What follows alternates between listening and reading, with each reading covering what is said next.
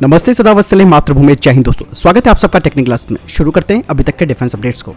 DRDO के naval science and technological laboratory ने infrared test facility का अनावरण किया है, जो कि सभी प्रकार के नौसैनिक जहाजों के डीजल इंजन के एग्जॉस्ट गैस प्रणाली का अनुसरण करेंगे और ये भारतीय नौसेना के जहाजों के नेवल प्रबंधन सिस्टम का सिमुलेशन करेंगे। यानी इस सुविधा में भारतीय नौसेना के भविष्य के युद्धपोतों का इंफ्रारेड सिग्नेचर की परफॉर्मेंस और उनके सस्पेंशन का भी अध्ययन किया जाएगा। डीआरडीओ के द्वारा बनाए गए इंफ्रारेड सिग्नेचर सस्पेंशन सिस्टम को भारतीय नौसेना के शिप प्रबंधन के एग्जॉस्ट सिस्टम में फिट किया गया है और इससे भारतीय नौसेना की स्टील क्षमता बढ़ जाएगी। बता दें कि IRSS सिस्टम भारतीय नौसेना के जहाजों को मिसाइल हमलों से बचाता है।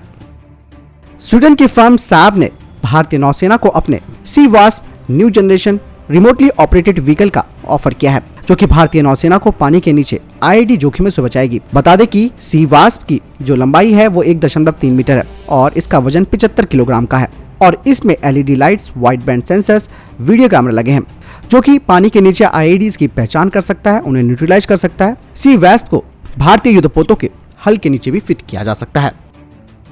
भारत ने एक साथ कई सारे नोटम्स जारी किए हैं, जो कि एक्सपेरिमेंटल टेस्ट व्हीकल के लिए, जिन्हें बंगाल की खाड़ी से आयोजित किया जाएगा। इसमें पहला नोटम 15 से 17 मार्च 2022 के बीच है, जिसमें कि ये टेस्ट समुद्र के बीच में किया जाएगा और कहा जा रहा है कि इसमें डीआरडीओ के द्वारा बनाई गई शॉर्ट रेंज एंटीशिप मिसाइल का परीक्षण किया जा सकता है नेवल हेलीकॉप्टर से और इसकी रेंज है 55 किलोमीटर।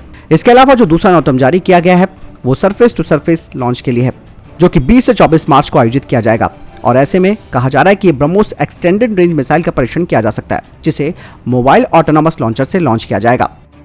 दोस्तों, अब जाकर के बात समझ में आई है कि भारत रोल्स रॉयस के साथ क्यों नहीं गया। दरअसल इसके पीछे की वजह टर्की है। जैसे कि आप सभी को मालूम है कि टर्किश एरोस्पेस पाकिस्तान के साथ मिलकर अपने TFX स्टेल्थ फाइटर जेट को मिलकर तैयार करेगा और अब इस पर जो इंजन लगाया जाएगा उसे टर्किश स्केल ग्रुप और ब्रिटिश फर्म रोल्स रॉयस मिलकर बनाएंगे, जिससे कि फाइटर जेट बिना किसी आफ्टर बर्नर के सुपर क्रूज कर पाएगा। यही नहीं, इस फाइटर जेट में लो इंफ्रारेड सिग्नेचर भी होगा और टर्की का कहना है कि TFX का पहला प्रोटोटाइप मार्च 2023 में सामने आ जाएगा।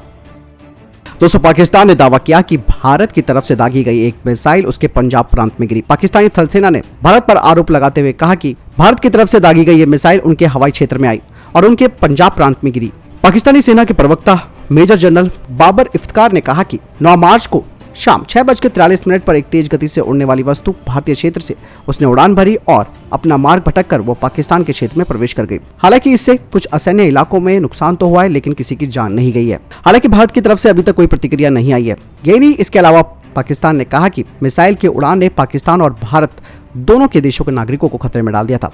भारत को ये बात बतानी चाहिए थी कि इसका क्या कारण है। हालांकि दोनों के बीच में कोई मैकेनिज्म नहीं है कि जिसमें इस बात का शेयर किया जाए कि कौन सी मिसाइल आप लोग इस्तेमाल कर रहे हैं, तो ये भी एक यहाँ पर मुद्दा बनकर सामने आया। साथ उन्होंने कहा कि इससे एक बड़ी आपदा हो सकती थी। साथ ही पाकिस्तानी सेना के प्रवक्ता ने कहा कि उस मिसाइल को हमने मार नहीं गिराया, बल्कि वो खुद गिर गई। ये मिसाइल 40,000 फुट की ऊंचाई से गुजर रही थी और ये मिसाइल पाकिस्तान के 130 किलोमीटर अंदर जाकर इसने नुकसान पहुंचाया। डीआरडीओ ने एक्सप्रेशन ऑफ इंटरेस्ट जारी किया है डेवलपमेंट कम प्रोडक्शन पार्टनर के लिए, जिसके तहत 30 mm का fin stabilised armour piercing discarding support projectile को बनाया जाना है। इसकी 2000 यूनिटें बनाई जाएंगी इसके विकास के चरण में और 100 यूनिट पर मंथ के हिसाब से इनकी डिलीवरी होगी।